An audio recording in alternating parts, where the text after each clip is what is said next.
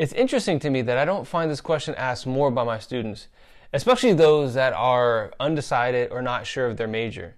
And the question is, do I need a 4-year degree? As students are wrestling with their future careers, and especially in light of everything that we're coming out of regarding the pandemic, students are wanting more comfort and they're wanting the answers that provide that comfort. So do you need a 4-year degree? It's controversial because you would think, as somebody whose business is higher education, my response would be, yes, of course. Of course you'd need college. Everybody needs college. Not so fast. It's not that simple. In this episode, what we want to do is debunk the myth of the 4-year degree as necessary for success. But to do so, we actually want to look at the value of a 4-year degree in comparison to other alternative non-traditional routes. We'll see if that lines up with what students may think of as success. And then I want to tell you what you definitely don't want to do if you are considering the 4-year degree in this episode of what I like to call office hours. So technically, these are like virtual office hours. So just imagine we're over Zoom, and this is a Zoom call, and I'm providing you office hours in this way because I'm not in my office. Now, before we get to debunking this myth, there are some things you need to know about higher education. So recent research indicates that 60% of all jobs here in the US require some form of higher education. The Pew Forum indicated that those who obtain a 4-year degree earn, on average, about $1 million more over a lifetime than those without a 4-year degree. There are reports coming from the UK that suggest that employers are increasingly demanding 4-year degrees for positions that previously didn't require one. So all of this suggests that yes, there is still quite a bit of value in a 4-year degree. But is it absolutely necessary for success? Well, it depends on how you define success. For example, if you define success as more income to be able to do more things and have more options, then maybe. But if your idea of success is more peace of mind, living day to day with less stress, having more time for relationships, or for some, it may be achievement. And so achieving a 4-year degree, or having letters behind your name, or maybe perhaps becoming partner in a law firm, or becoming a doctor, or opening your own practice. Those are all kind of things that are different for everybody. In some cases, as in the case of a law firm or opening up your own practice, then yes, you definitely need a degree. But is it absolutely necessary? No, it's not. Now at this point, I just want to acknowledge that I'm pretty much referring to students that have their own liberties and can make their own decision about their career. However, I do know that there's quite a few students that have the family expectation of a 4-year degree that is placed on them when they're not even sure what they want to do. And for that, I'll have a future video about the tough decisions students have to make in these years. There's a number of different options out there for those that want to go the non-traditional route. I think about those that have come through my classroom. I've had detectives come through my classroom. They didn't need a degree for that. I've had firefighters come through my classroom. They didn't necessarily need a degree for that. If you think about other professions like electricians, mechanics, plumbers, general contractors, realtors, you don't necessarily need a degree for all these careers. And yet they're good careers. Think about the last couple years into the pandemic and even post-pandemic. There's been a lot of buzzwords around what's called the Great Resignation. Those that have earned a traditional 4-year degree that have entered into their careers only to find it wasn't exactly what they thought it would be. And it added more stress to their life. And in a job market that created more flexibility for the employee to work from home, others saw that as an opportunity to do their own thing. And so, post-pandemic, many people are reevaluating their overall state of happiness as it pertains to success.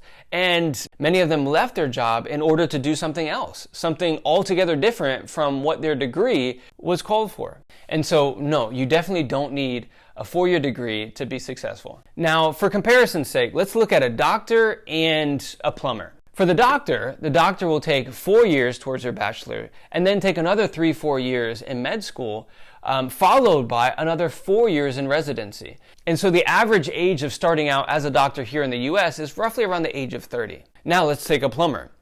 A plumber can earn their certificate by the age of 19, 20 after just a year of going through trade school. They earn their certificate, And then they would probably work under a general contracted plumber. They would learn the ins and outs of the trade and learn the ins and outs of the business.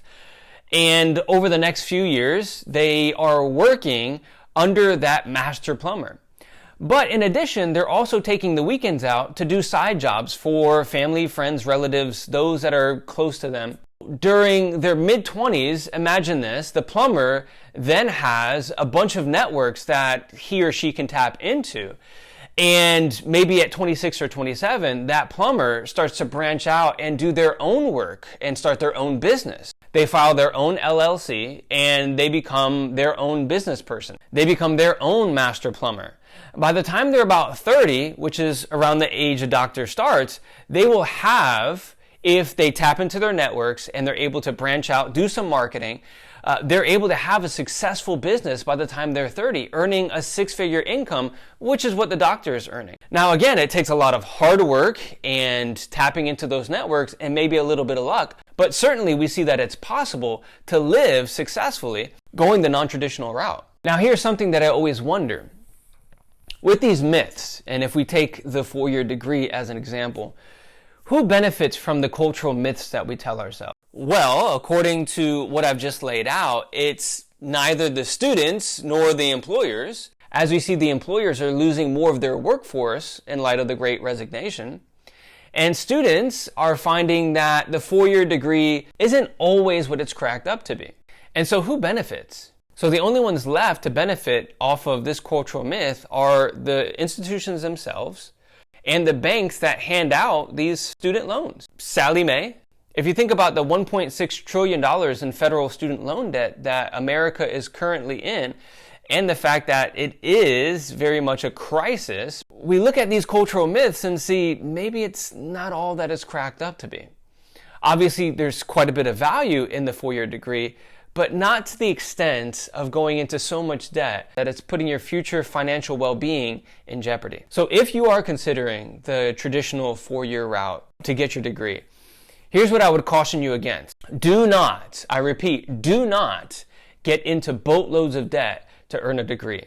There's quite a few optional routes in order to earn a high-quality degree. One of those would be a 2-year college, of where I work, where we offer the same quality of education as some of our 4-year institutions, and yet we're at a fraction of the price of the state schools.